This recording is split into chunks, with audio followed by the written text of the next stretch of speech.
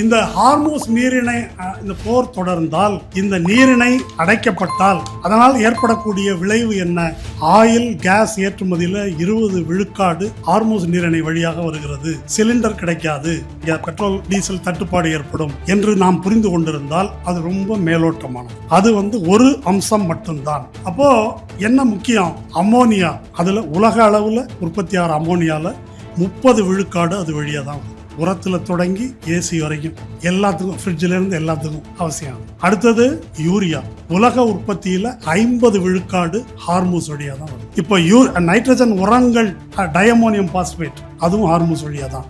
இது இல்லை என்று சொன்னால் விவசாயம் மிக மோசமாக விவசாய உற்பத்தி பாதிக்கப்படும். இப்போ இது நிலநடுக்கோட்டுக்கு வடக்கில் உள்ள பகுதியில் இதுதான் விதைப்பு காலம். இப்போ அவங்களுக்கு உரம் வேணும், அமெரிக்கா உள்ளிட்ட நாடுகளுக்கு. இப்போ அந்த சப்ளை நின்று போயிடும். இது எல்லாமே இந்த ஆயிலினுடைய பை ப்ராடக்ட், அதோட சேர்ந்தது. அதை விட முக்கியமானது சல்ஃபர். அதுல 50 விழுக்காடு அங்க இருந்தா வருது மொத்த சப்ளைல. சல்ஃபர் இல்லைன்னா என்ன? பல மருந்துல இருந்து பல துறைகள், தொழிற்சாலைகளுக்கு பயன்பாடு என்பது போக, அது ரொம்ப முக்கியமா காப்பரை தாமிரமாக கொண்டு வருவதற்கு சல்ஃபர் வேணும். காப்பர் இல்ல அப்படின்னு சொன்னா செல்போன்ல இருந்து எத்தனை எலக்ட்ரானிக் ஐட்டமும் காப்பர் இல்லைன்னாக்க உற்பத்தி இல்லை என்பதை நம்ம புரிந்து கொள்ளலாம். அதற்கு மேல ஹீலியம் என்ற வாயு. அந்த ஹீலியம் வாயு என்பது செமிகண்டக்டர், சிப்பு, இதுக்கெல்லாம் மிக முக்கியமானது. கிட்டத்தட்ட அந்த ஹீலியம் வாயு இப்போ டேங்க்ல, கப்பல்ல நிக்குது. அது மொத்தமா அதுக்கு வயசு என்ன சொல்றாங்கன்னாக்கா 50 நாளா என்ன சொல்றாங்க. இப்போ 30 நாள் ஆயிடுச்சு. அது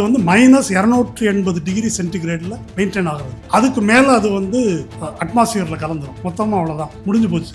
கிட்டத்தட்ட 3000 கப்பல்கள் உள்ளுக்குள்ள நிக்குது ஹார்மோஸ் நீரிணைக்குள்ள. 2000 இருந்து 3000 கப்பல்கள். இப்போ இந்த ஹீலியம் இல்லைன்னா என்ன ஆகும் அப்படின்னா, நமக்கு தெரிஞ்சது சிப்பு, இந்த உற்பத்தி பூரா நின்று போகும். சிப் உற்பத்தி நின்னாக்கா எவ்வளவு இண்டஸ்ட்ரி பாதிக்கும் அப்படின்னு, எலக்ட்ரானிக் இண்டஸ்ட்ரி மொத்தமும் பாதிக்கும். அதற்கு மேல் எம்ஆர்ஐ ஸ்கேனுக்கு ஹீலியம் ரொம்ப முக்கியம். இப்போ எம்ஆர்ஐ ஸ்கேன் பிரச்சனை ஆக போகுது. மருத்துவமனைக்கு போனாக்க எம்ஆர்ஐ ஸ்கேன் என்பது பிரச்சனை ஆகும் என்று கூறுகிறார்கள். அடுத்தது அலுமினியம். அதுல ஒரு குறிப்பிடத்தக்க அளவு அந்த ரூட்ல வருது. பிளாஸ்டிக் வருது. இதெல்லாம் அங்கிருந்து வர்றது, இங்கிருந்து போகிறது. அங்க எதுவும் விளைவதில்லை. சவுதிக்கோ, அமீரகத்துக்கோ, மற்ற நாடுகளுக்கோ உணவுப் பொருள் இங்கிருந்து தான் போகுது. ஆசியாவில் அது இப்படிதான் உள்ள போகும். 2 ரூட்டு தான் இருக்குது.